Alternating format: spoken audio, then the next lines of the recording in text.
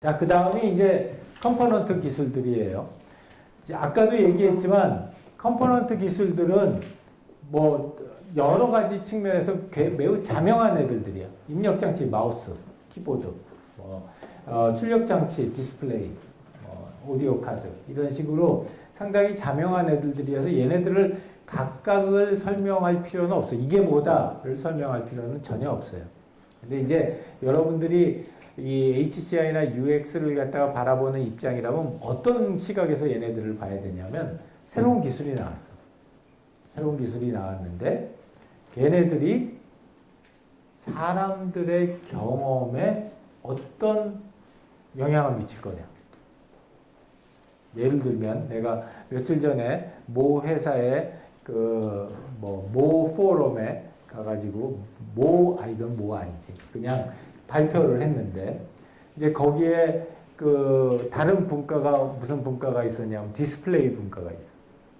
그러면은 거기서는 요새 이제 가장 화두 중에 하나가 트랜스페런트 디스플레이가 가장 화두이니까 트랜스페런트 D라고 그래가지고 이제 암호명이 트랜스페런트 D인데 이 디스플레이에 대한 이 발표를 쭉 해요.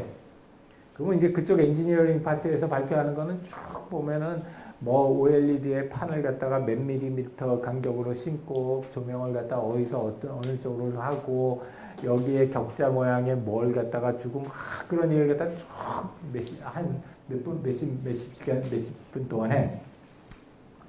그걸 바라보는 내 입장에서 보면은 플렉서블 디스플레이나 이 트랜스페런트 디스플레이, 이제 트랜스페런트 디스플레이의 그 다음 단계가 멀티 레이어드 트랜스페런트 디스플레이예요. 그러니까 말하자면 트랜스페런트 디스플레이를 갖다 여러 겹으로 놔두는.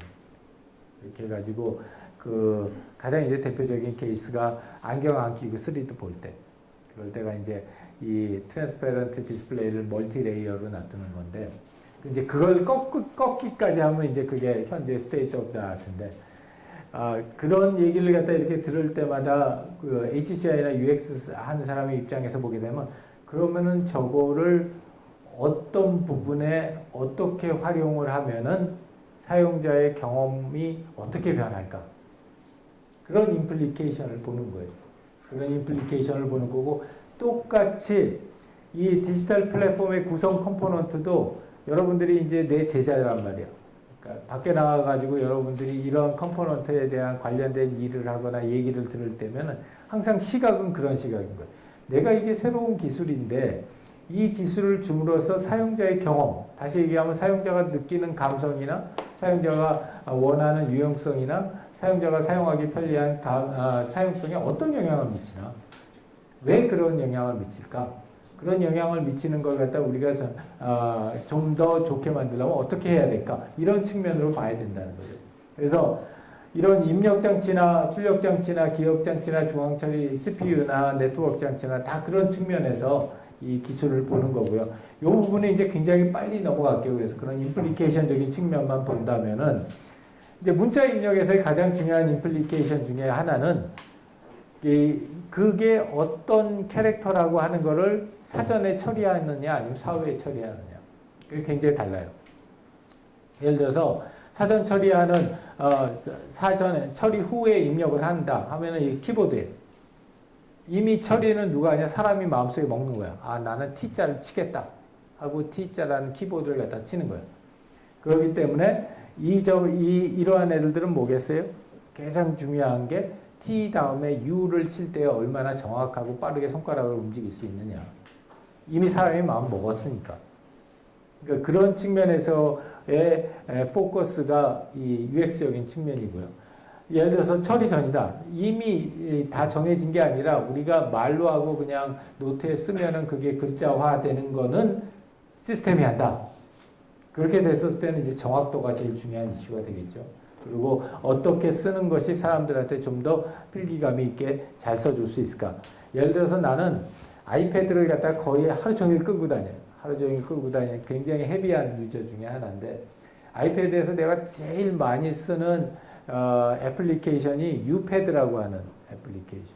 그게 왜 내가 그 애플리케이션을 좋아하느냐. 뭐 여러 가지 이유가 있지만 제일 좋아하는 이유 중에 하나는 내가 걔를 쓸 때 너무 그 진짜 노트에다 쓰는 것 같아요. 그게 굉장히 중요해요. 왜냐하면 내가 논문도 다 그걸로 읽고 거기에다가 메모도 다 그걸로 하고 뭐 거의 대부분의 일을 갖다 그걸로 하기 때문에 그렇다면은 이런 처리 전 입력 장치에서의 중요한 UX 포인트 중에 하나는 얼마나 실제 그 내가 노트에 쓰는 것과 같은 그런 촉감을 가지고서 이거 쓸까? 내가 노트 3도 써봤는데 나는 그건 아니더라고. 미안하지만 근데 이건 뭐 사람마다 좀 다르겠지. 네. 그래서 안 써요. 그래서 이런 처리 전 장치고요. 간접 위치 입력 장치라고 하는 거는 마우스나 트랙볼이나 조이스틱이나 이런 것들이에요. 그러니까 내가 실제로 터치하려고 하는 건 이 화면에 있는데 내 움직임은 손에 있는 마우스에 있는 거죠. 이게 이제 간접적이라는 거예요. 떨어져 있다는 거죠. 작용하는 곳과 작용을 가하는 곳이 떨어져 있는 거예요. 이럴 때의 디자인 임플리케이션은 뭐겠어요?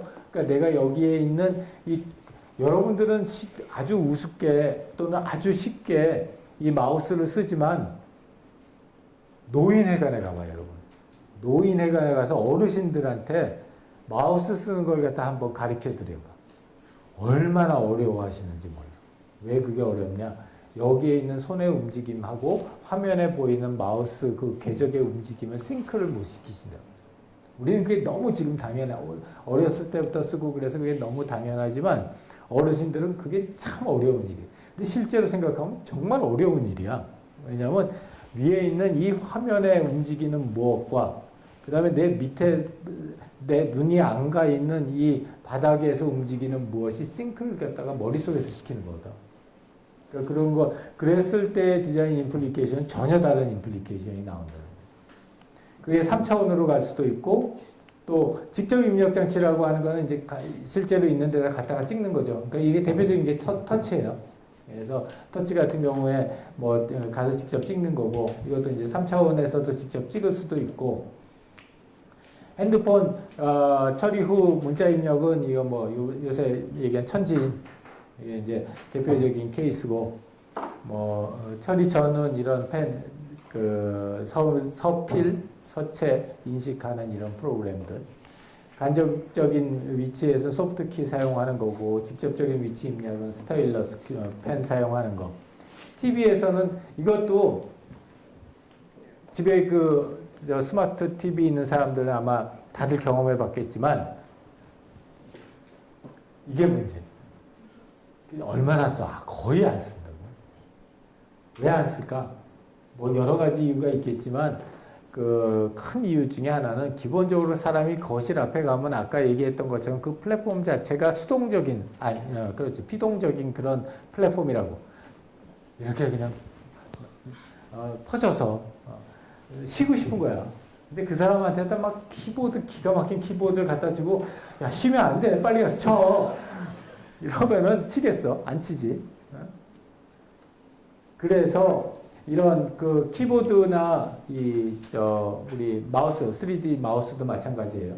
이런 실제적인 걔네들을 만들 때 이 플랫폼이 어떤 플랫폼이냐에 따라서 그때 중요한 아이템들이 어떠한 아이템들이냐 하는 게 바뀌겠죠. 만약 나보고 키보드를 갖다 만들려고 그런다. 그러면 난 정말 간단하게 만들 거야. 키보드는 정말 간단하게 만들어서 전혀 움직이고 싶어 하지 않는 우리 사용자들에게 딱 그 정도만 할 수 있는 그냥 그 정도면은 아주 찌기해. 그럴 것 같은데 점점 리모트콘은 복잡해지고 무거워지고 커지고 그런다고. 근데 한 가지 좋은 트렌드 내가 봤을 때 이 트렌드는 맞다 하는 게 있어요. 그게 뭐냐면 뱅앤올프슨 같은데 그런 데는 리모컨을 디자인을 하잖아. 리모컨을 디자인을 해서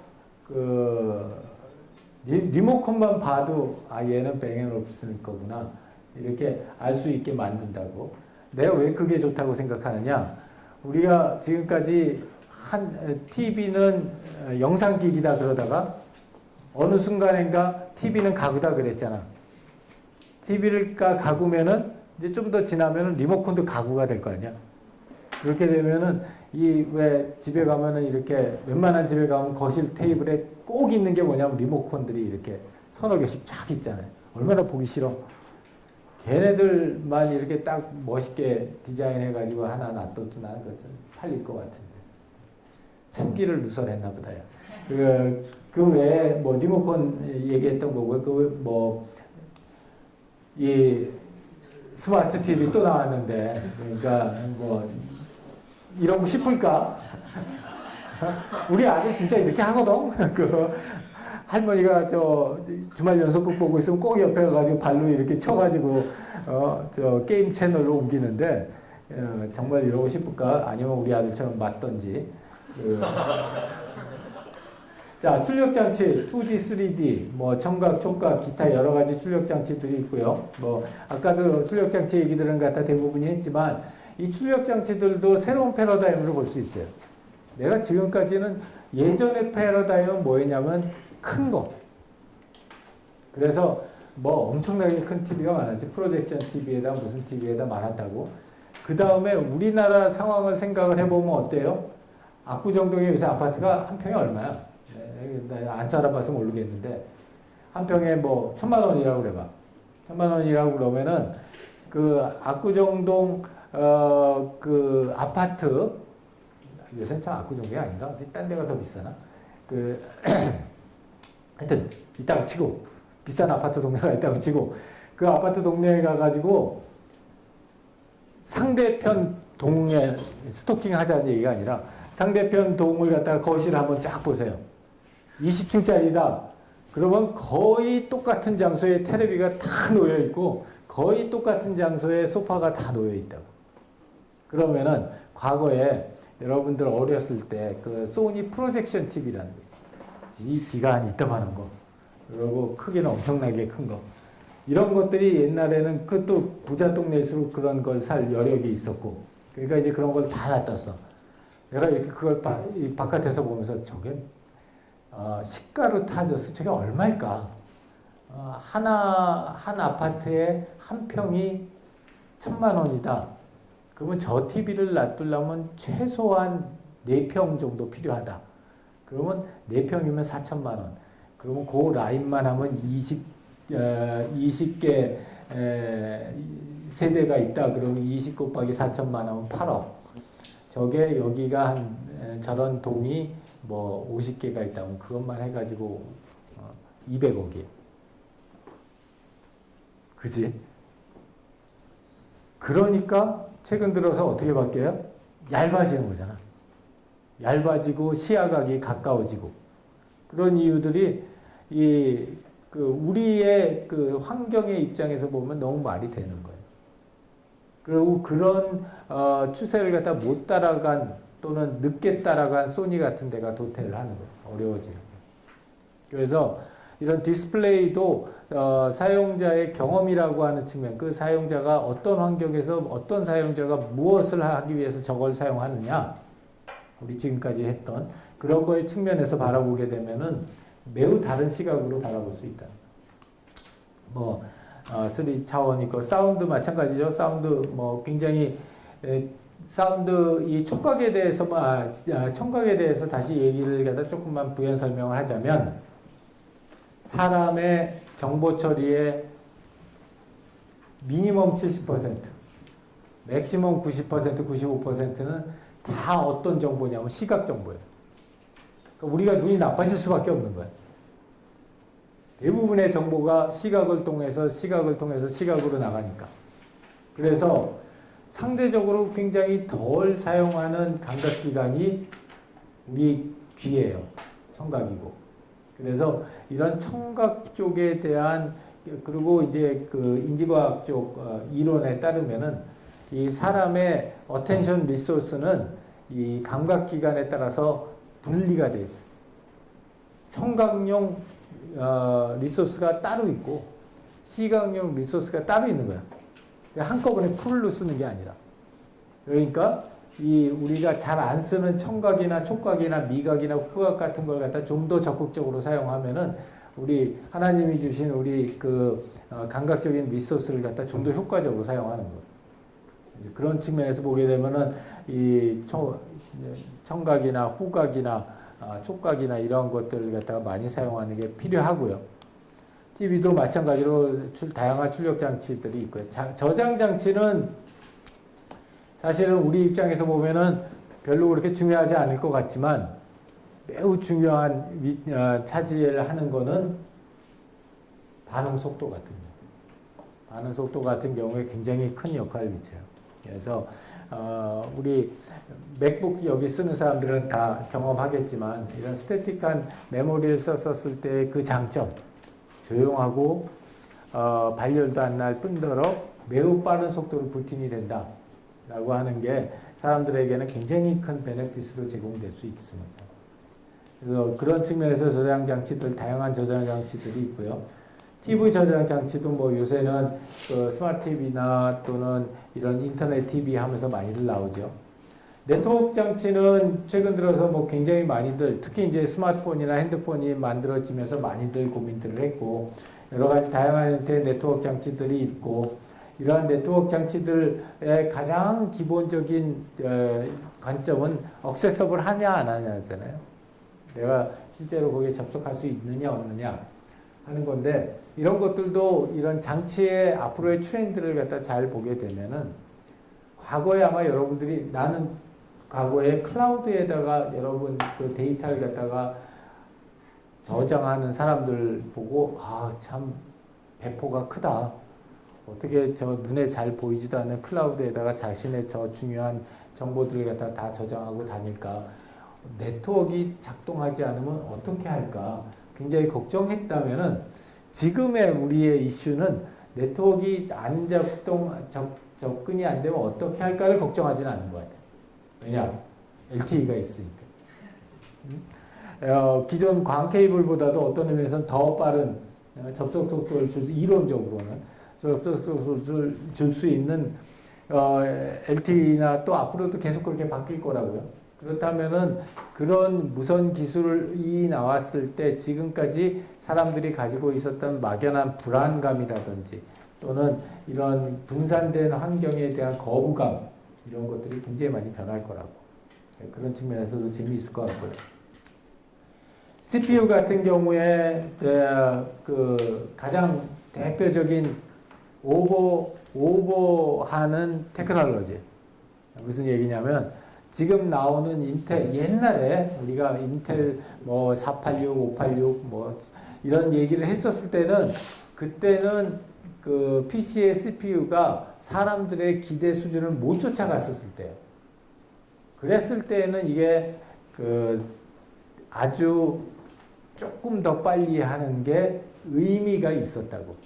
근데 어느 순간인가 우리가 이게 뭐 i3 트리플 코어 뭐 i4 몰라 내가 늙어서 그런지 몰라도 더 이상 그거에 관심을 안 둔다.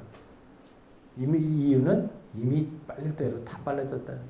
그러니까 더 이상 그걸 가지고서 이슈화할 수 있는 만한 그런 속도적인 차이를 만들어내기 어렵다는 거예요. 그래서 그런 측면에서 속도를 바라보는 거지. 이게 사이클이 뭐 클럭 타임이 어떻게 되고 이런 걸 갖다 중점적으로 봐야 되는 분야도 있지. 근데 적어도 HCI나 UX는 그런 걸 갖다 안 봐도 된다는 거고요.